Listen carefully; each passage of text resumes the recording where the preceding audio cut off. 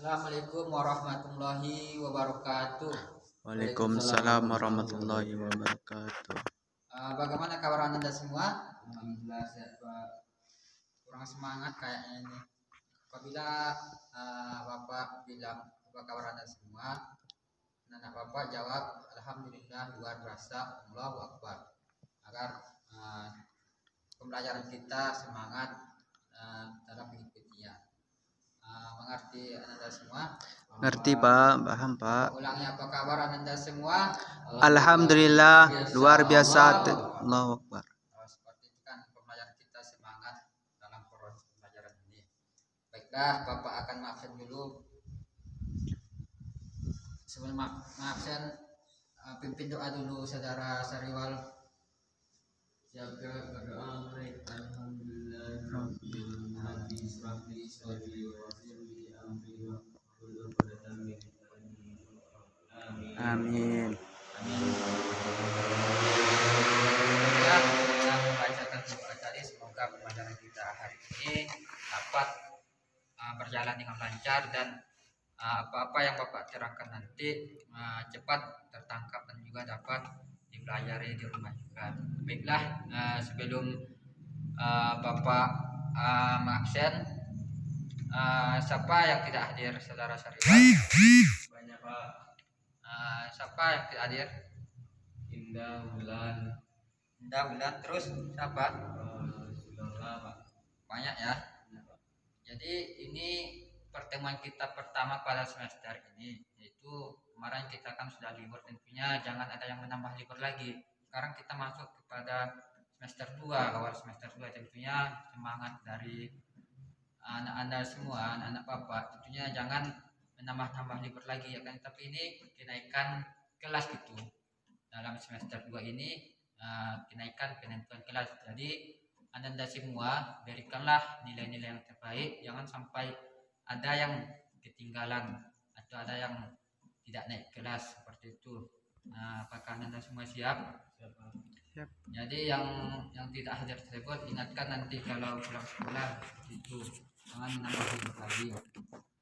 Baiklah, sebelum kita memulai pembelajaran kita pada hari ini, Anda semua kondisikan dulu lokal kita. Kalau ada sampah, kalau ada kursi yang belum rapi, tolong dirapikan dan sampahnya dibuang ke tempat tong sampah yang telah disediakan. Sudah bersih Anda semua? Baiklah, kalau sudah bersih, kalau seperti ini kita akan nyaman dalam melaksanakan proses pembelajaran. Anda semua, kita akan masuk pembelajaran pada pertama kali ini, yaitu pada awal semester 2 ini masuk kita kepada pembelajaran Khulafah Ar-Rasyidin.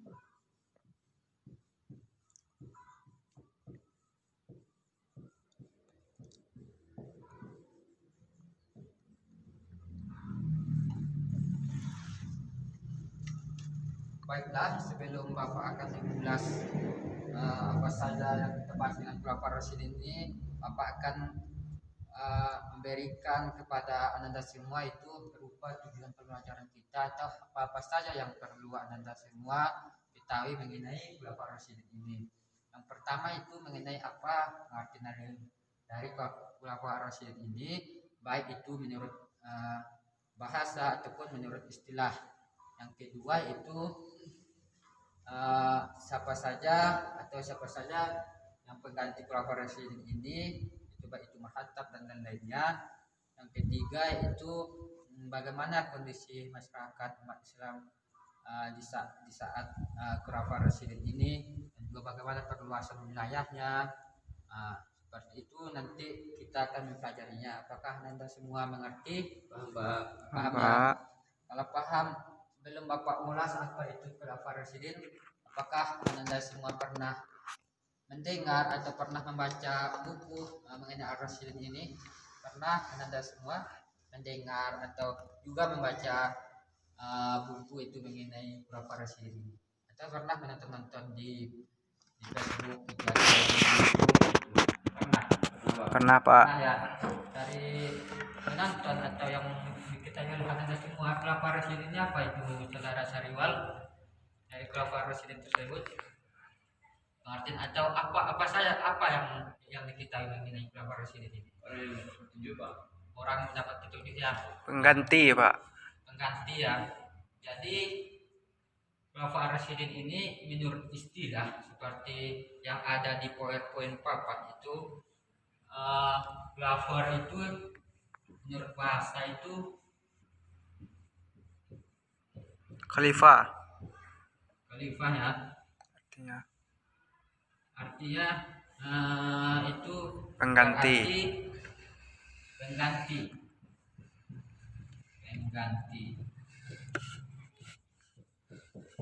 Berdasarkan poin yang Bapak tayangkan, ada kelihatan seriwal poin yang Bapak tayangkan ini kelihatan Pak. Pengganti ya.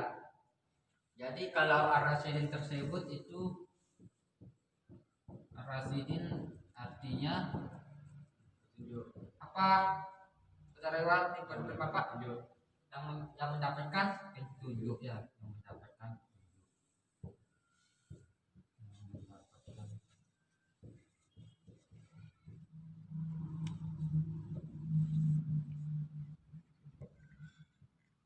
Jadi nanda semua tadi info Bapak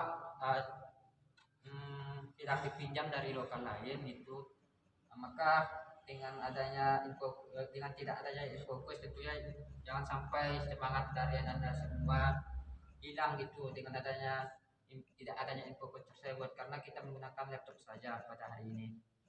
Masih semangatkan anda semua walaupun tidak menggunakan info itu karena dipinjam oleh dokter lain. Jadi kalau kita gabungkan dari Khalifah Rasyidin, apa digabungkan jadinya Iwal? Para pengganti yang mendapatkan petunjuk. Para pengganti yang mendapatkan petunjuk. Itulah dari menurut istilah.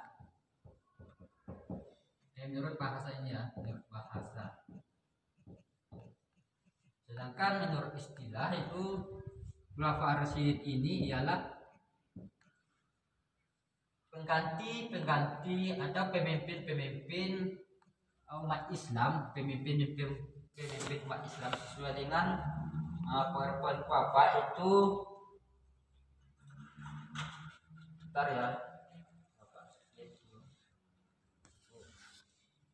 Itu pengertian dari Khulafaur Rasyidin ini menurut istilah itu pengganti atau pemimpin umat Islam, yaitu pengganti Nabi Muhammad SAW, itu mulai dari Abu Bakar As-Siddiq, Umar bin Khattab, Utsman bin Affan, dan terakhir itu Ali bin Abi Thalib.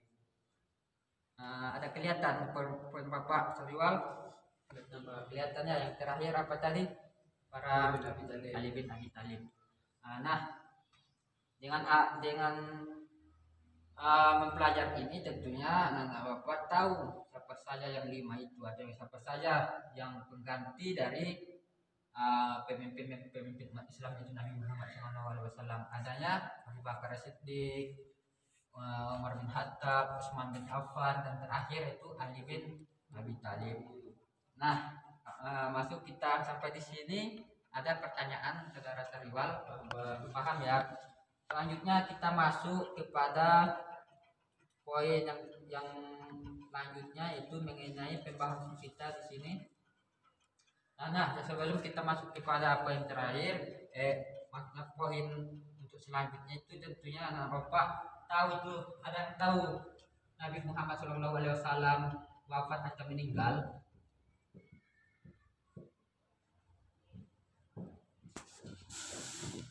Ada yang tahu Rasulullah SAW wafat pada tanggal atau tahun berapa? Ada tahu? Anda semua belum tahu? Belum ya? Kalau belum,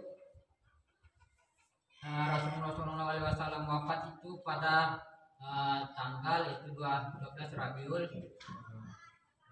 Awal. Pada tahun itu. Jangan ada yang yang sampai tidak tahu juga, karena ini Nabi Muhammad, kelahiran dari Nabi Muhammad 14 Hijriah, bertepatan pada tanggal tahun gajah ya, 8 Juni 362 Masehi. Jadi Anda semua dengan belajar ini tentunya jangan ada juga lagi yang tidak tahu kapan wafatnya Nabi Muhammad SAW. Nah, selanjutnya itu adapun dengan khulafaur rasyidin itu, yaitu dengan meninggalnya Rasulullah SAW, tentunya kondisi politik pada saat itu, politik umat Islam itu sangatlah kacau, sangatlah tidak stabil. Karena kenapa? Ada tahu kenapa Anda semua tidak stabil dari kondisi politik masyarakat saat itu atau umat Islam pada saat itu? Karena Rasulullah tidak mewariskan siapa penggantinya, Pak. Ya, itu karena tidak adanya pewaris Rasulullah ini. Karena Rasulullah tidak menyebutkan siapa pewarisnya itu. Kalau ada kan pewarisnya tentunya langsung saja kalau Muhammad ini wafat ya tentunya ada pengganti beliau seperti itu. Nah, di sini Rasulullah SAW yang tersebut dengan kematiannya itu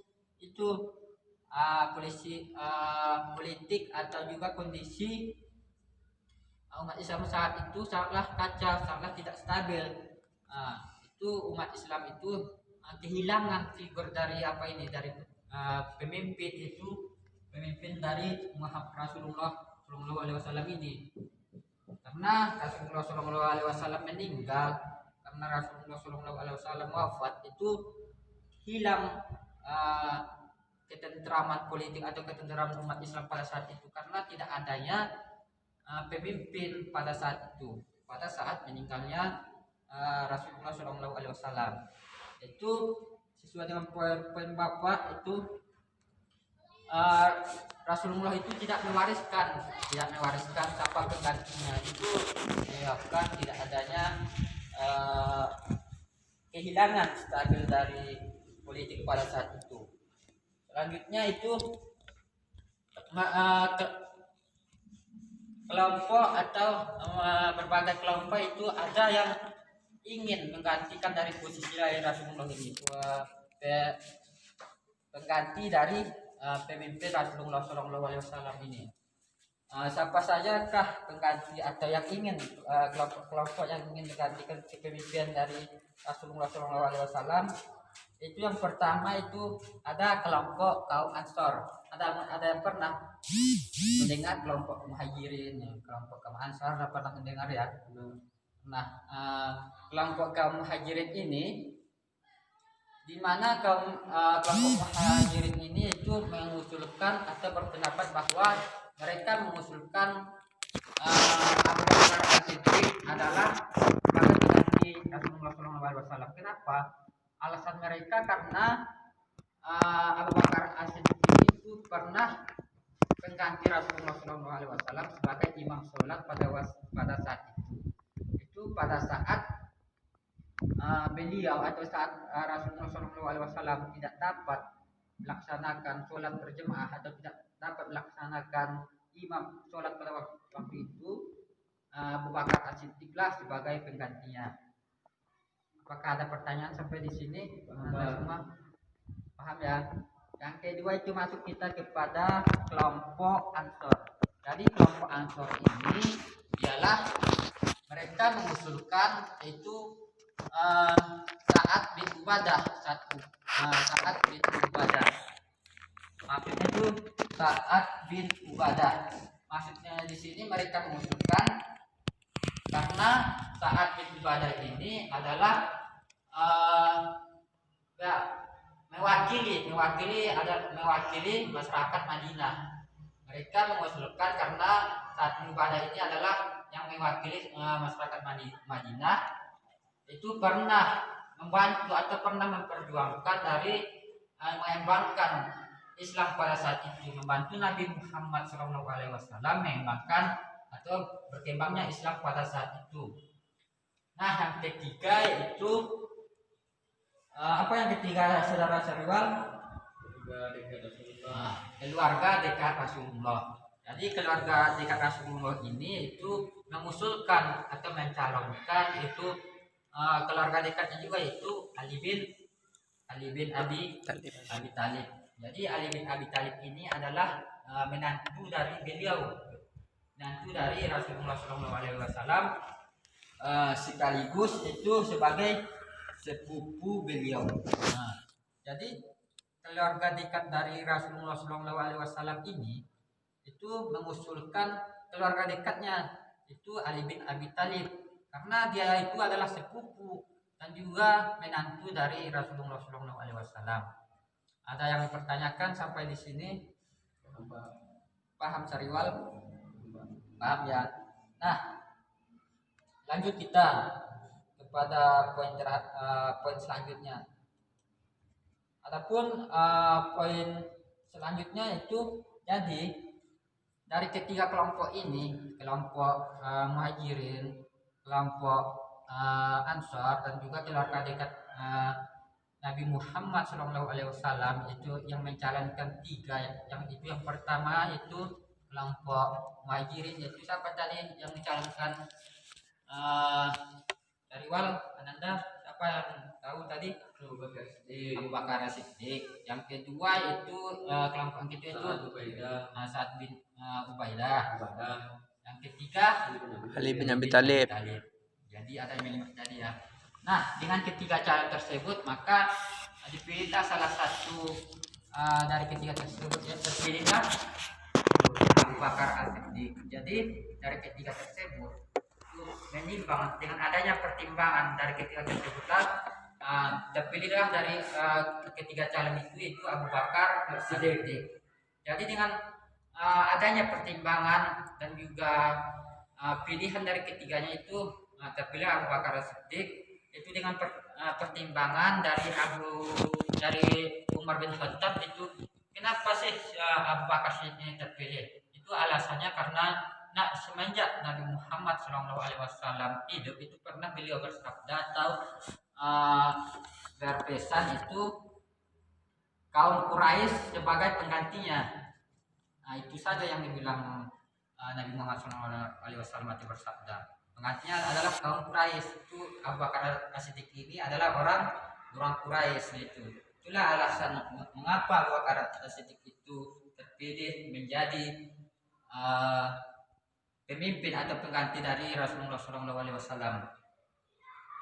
Baiklah, sampai di sini ada yang dipertanyakan Anda semua? Paham? Baiklah, selanjutnya itu kita akan masuk kepada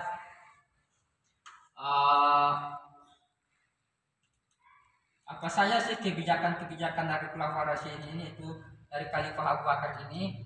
Yang pertama itu memerangi apa saja? Memerangi kaum murtad. Memerangi kaum murtad.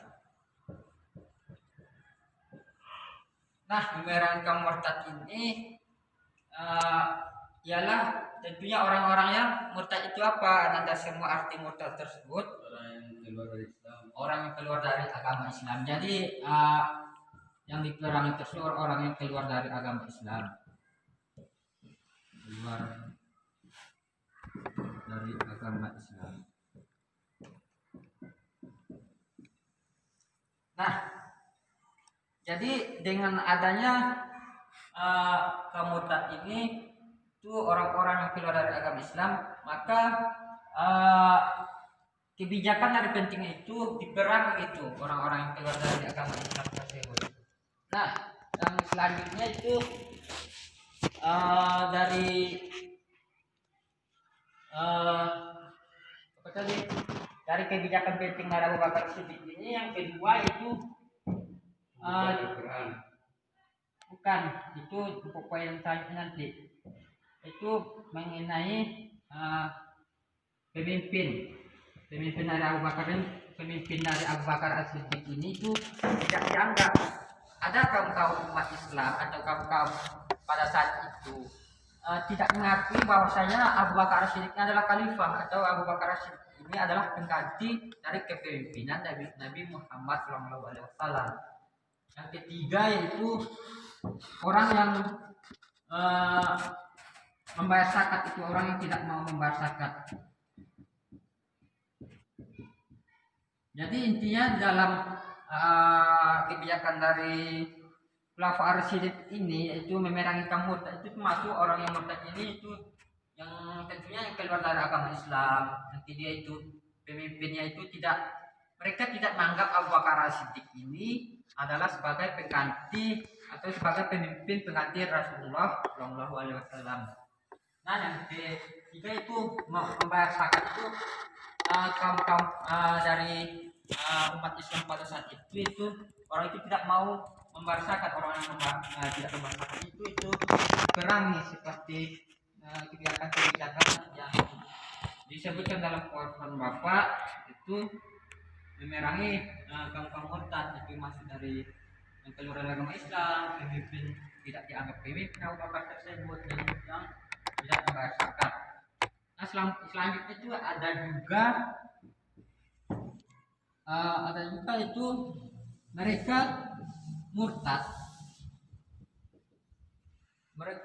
atau keluar dari agama Islam tersebut karena mereka beralasan bahwa Rasulullah SAW itu telah meninggal. Maka itu alasan mereka kembali kepada tradisi lama mereka.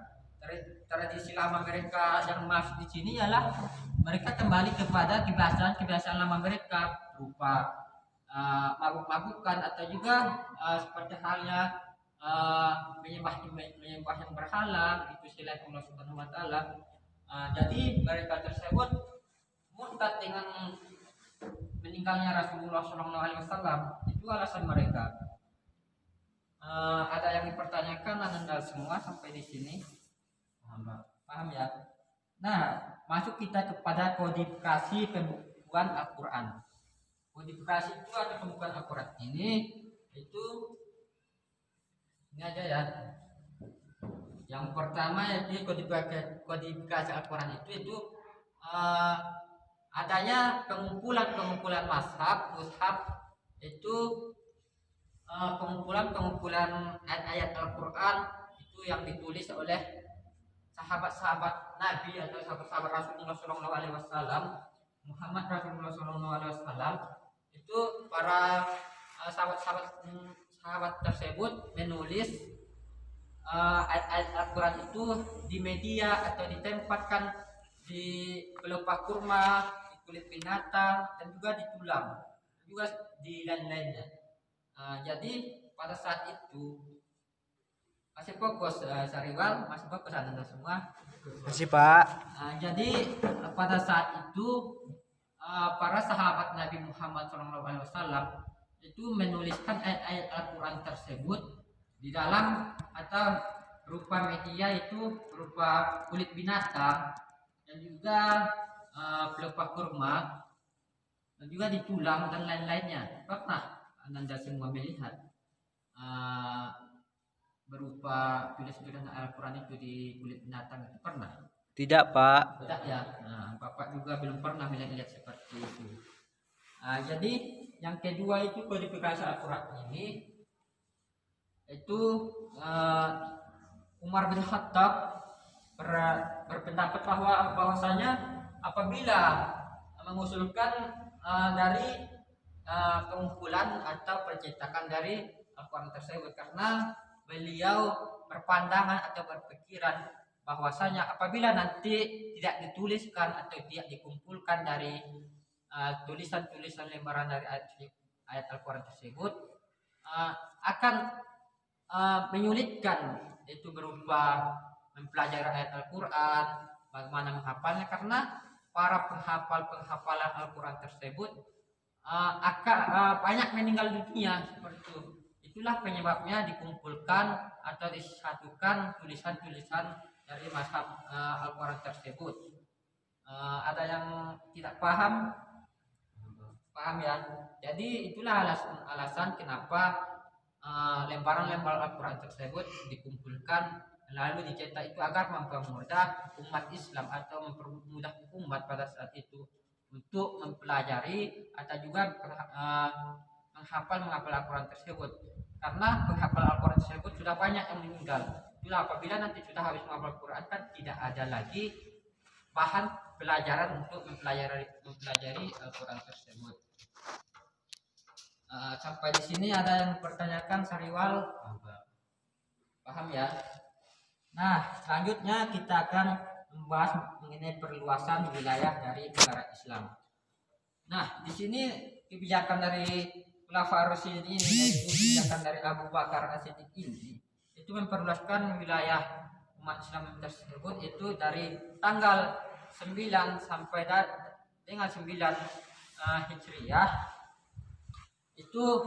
Itu adalah tindakan politik yang wajar pada saat itu, karena perlunya perluasan umat Islam atau perluasan wilayah umat pada saat itu.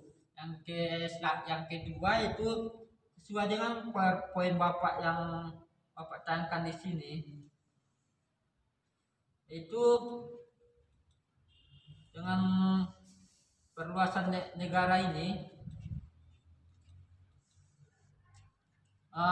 adanya suatu tindakan-tindakan kebijakan dari Khulafaur Rasyidin ini itu suatu tindakan yang wajar menurut mereka.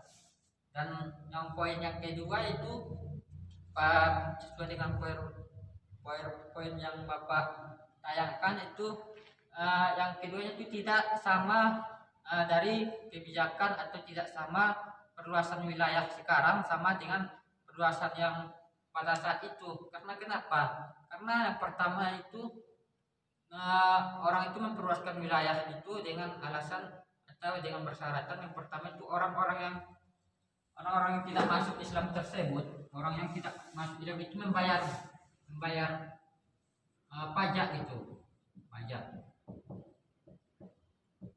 Jadi orang-orang yang tidak masuk Islam itu didenda atau diberikan pajak apabila tidak masuk Islam. Apabila tidak masuk Islam. Nah, yang kedua itu orang yang masuk Islam tersebut dari perluasan wilayah negara tersebut atau perluasan umat tersebut itu adanya yang kedua itu yang kedua adanya jaminan. Apa saja jaminannya? Ada yang tahu Anda semua? Ada yang tahu jaminannya? Tidak ya. Jadi jaminan yang diberikan itu ialah berupa harta dan jiwa. Maksudnya itu harta tersebut apabila dia mengalami berupa kemiskinan atau juga mengalami kelaparan, itu tentunya diberi harta atau makanan yang mestinya dimakan oleh kaum tersebut atau orang tersebut. Tentunya dijamin harta dan juga jiwanya. Jadi seperti itu, beda dengan sekarang. Kalau beda sekarang itu tidak ada seperti itu jaminan yang berupa denda atau pajak tersebut. Jadi orang-orang dia pada zaman sekarang itu beda dengan pada saat itu. Nah, sampai di sini ada yang dipertanyakan saudara Wala dan Anda semua paham? Sekarang keluarkan kertas 1 lembar. Bapak akan mencoba memberikan pertanyaan kepada Anda semua. Dengan penjelasan Bapak tadi, yang lewat tadi, tentunya Anda semua dapat menyimak dan juga dapat menanggap apa yang Bapak bicarakan tadi.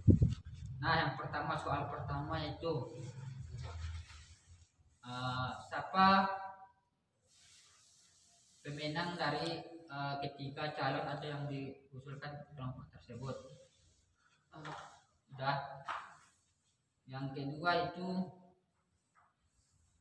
siapa saja para pengganti dari Rasulullah SAW? Sudah. Yang ketiga, apa tujuan dari pembukuan Al-Quran tersebut? Sudah ya. Ini masuk kepada nilai harian Anda ya, nilai tambahan nantinya. Baiklah, siapa yang sudah dapat menjawabnya dan sudah siap, dibawa ke depan, kumpulkan ketua. Baiklah, nah, dengan adanya kuis atau juga pertanyaan yang diberikan oleh Anda semua, tentunya menambah wawasan dan juga menambah nilai dari Anda semuanya. Baiklah, di sini sebelum Bapak akan menyimpulkan pembelajaran kita. Ada yang mau menyimpulkan terlebih dahulu? Anda semua? Ada yang mau menyimpulkan? Tidak ada. Kalau tidak ada, bapak saya menyimpulkannya. Nah, dari khulafaur rasyidin itu adalah pengganti yang mendapatkan petunjuk. Sedangkan secara istilah itu pengganti atau pemimpin Nabi Muhammad SAW itu adanya Abu Bakar As-Siddiq, Umar bin Khattab, Utsman bin Affan, dan Ali bin Abi Thalib. Adapun kebijakannya itu adanya memerangi kaum murtad, berkasih Al-Quran, atau mengumpulkan dari lembar-lembar Al-Quran tersebut. Tujuannya itu agar umat Islam atau umat pada saat itu apabila penghafal Al-Quran tersebut wafat atau tidak ada lagi penghafal Al-Quran itu, maka tujuannya itu untuk dapat bisa lagi mendokumentasikan dari ayat-ayat Al-Quran tersebut. Nah, yang ketiga itu dengan adanya perluasan wilayah itu dengan memperbanyak dari kaum Islam tersebut. Dengan adanya itu maka kebijakan tersebut dapat berjalan dengan lancar dan juga semestinya. Apakah Anda semua paham? Paham ya? Baiklah. Kalau sudah paham, jangan lupa diulangi di rumah, dan juga jangan lupa dibaca-baca pembelajaran kita hari ini. Baiklah, sebelum kita mengakhiri pembelajaran kita ini, kita membacakan doa dulu. Alhamdulillahirabbil alamin. Baiklah, sekian dari Bapak. Apabila ada kesalahan dan kejanggalan, mohon dimaafkan. Bapak akhiri dengan Assalamualaikum warahmatullahi wabarakatuh.